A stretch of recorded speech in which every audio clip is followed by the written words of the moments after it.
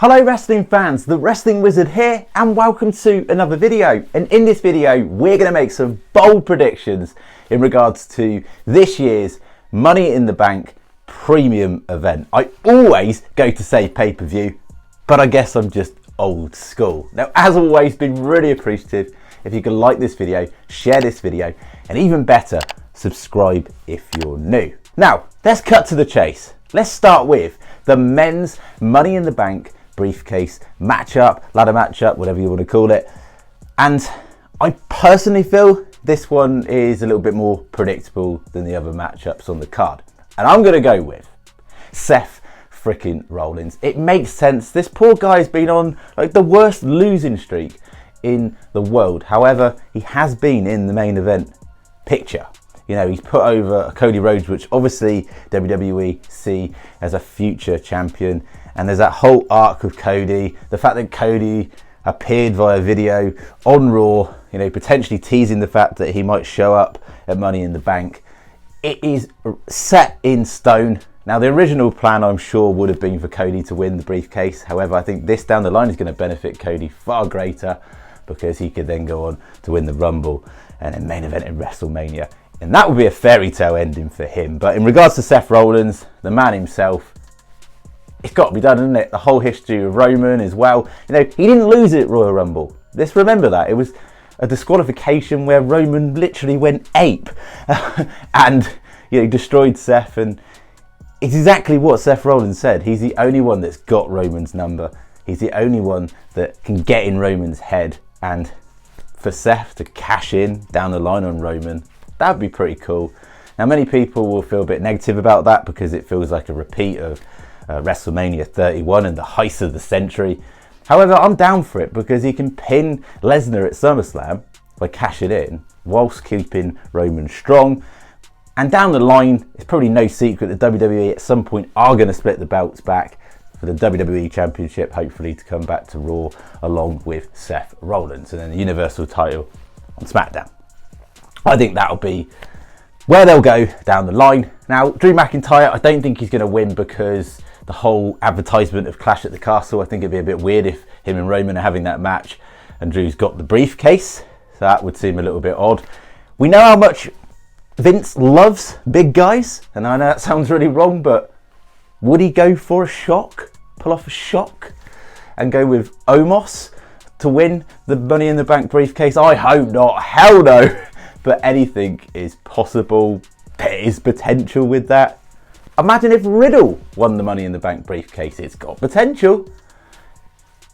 Brock beats Roman at SummerSlam and Riddle has the Money in the Bank briefcase. And imagine how pissed Brock Lesnar would be if Riddle cashed in on Lesnar and won. And you've got that whole bit of beef from the past between Lesnar and Riddle. It's no secret they legitimately hate each other. But I think Lesnar hates Riddle more. You just remember the interaction those two had at Elimination Chamber when Brock Lesnar acknowledged everyone in that match except Riddle and just walked past his pod. The tension. I really don't see anyone else in that matchup winning, to be honest with you, other than Seth Freakin Rollins, and it makes sense. Now let's look at the women's ladder match. Now, my personal pick is going to be completely different to what I think WWE are actually going to go down the route. I personally would pick either Alexa or Liv. Now, I know many people will say, well, Alexa Bliss deserves it, Liv deserves it, and then the flip side of things, you've got people saying that Liv's maybe not quite ready yet, and WWE maybe don't see Alexa in the main title picture anymore. But if someone like Liv Morgan was to get the briefcase, she's got a whole year to cash that in, so it doesn't mean it's going to be an instant cash in. It will give Liv more time to grow on the mic and develop her skills there. And Liv Morgan legitimately has a genuine natural connection with the WWE audience, which is very rare for a babyface to be so over like that. And many people are behind her and many people are rooting for her. So you've got a legitimate chaser. Now, the problem being at the moment, Bianca's got the Raw title. Bianca's a face. Liv's a face. So I don't think if Liv were to win, it would be a short-term thing. As with Alexa Bliss, if Alexa Bliss won the Money in the Bank briefcase, you'd think she'd probably go after Charlotte. Charlotte hasn't got the belt at the moment to get revenge for the Lily Doll situation. Maybe go after Bianca through Elimination Chamber, the fact that Bianca pinned her back there. She lost, took the fall there.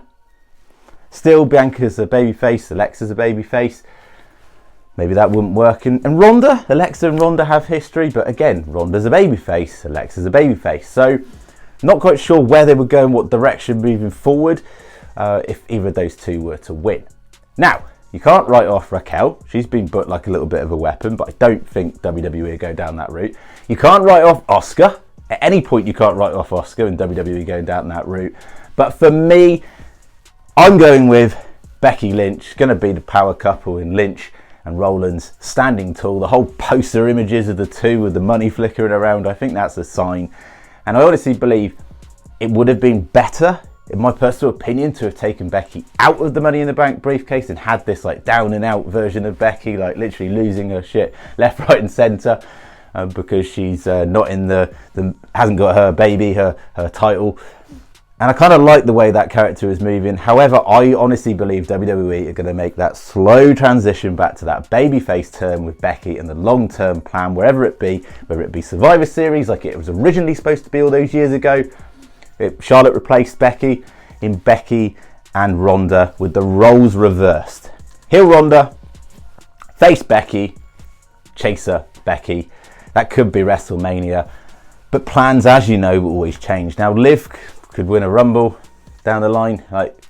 So I do think still there's plans for the future for her. But right now, I don't see WWE seeing her in that light. And Alexa, I'm just not sure. The booking's just a bit wishy-washy. She's been booked strong, don't get me wrong, as of late. But whether they see her in that main event title picture now, I'm just not so confident. Now, there's one thing I gotta get off my back, I suppose, if you like. Now, a few of you have mentioned about the possibility, of course, of he shall not be named, the Fiend Bray Wyatt returning to WWE. We cannot ignore this. Now, I personally don't believe it will be at Money in the Bank. I think there's another route they'll go down, but it is worth mentioning, it still is a possibility. The Fiend could still emerge at any point and involve himself in some way. Now, do I think he's going to be Mr. Vacant and randomly appear in the men's Money in the Bank match? No, I don't think that's going to be the case right now, as much as we probably love that to happen. It's going to be Seth's time, it's going to be Becky's time in the women's side. But SummerSlam and costing Alexa Bliss something in some way, costing Roman Reigns something in some way, who knows? Like, I say something because at this point, you know, we don't know what's going on. We don't even know if he's going to return, but you can't not talk about it. But Money in the Bank, I don't think will be the place. SummerSlam, potentially. I've got a video coming up on that very soon. Now, in regards to the other title matches, I don't think there's going to be any changes other than potentially the tag team titles. Now, I could generally see just the way that the Street Profits have been booked. They could beat the Usos, and I'm going to go with the Street Profits to beat the Usos. However, WWE like to keep booking the Bloodline as strong, and it's that visual, isn't it, of the whole Bloodline with all their titles draped in gold coming down the ramp, accompanying the tribal tree in Roman Reigns. Thank you so much, by the way, for watching this video. Be really appreciative, as always, if you could like the video, share the video, and subscribe if you're new. And we'll see you in another video. But exciting times, Money in the Bank, premium event coming up this weekend.